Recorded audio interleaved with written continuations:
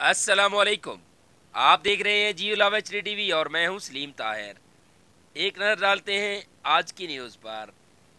F I A task force QESCO anti corruption کی چھاپہ مار ٹیم نے سبی کے مختلف علاقوں میں بجلی چوروں اور نائندگان کے خلاف گرینڈ آپریشن کا آغاز کر دیا۔ چھاپہ مار ٹیم نے متعدد بجلی چوروں کو گرفتار اور درجنوں غیر قانونی کنیکشن منقطع کر کے بھاری جرمانے عائد کیے۔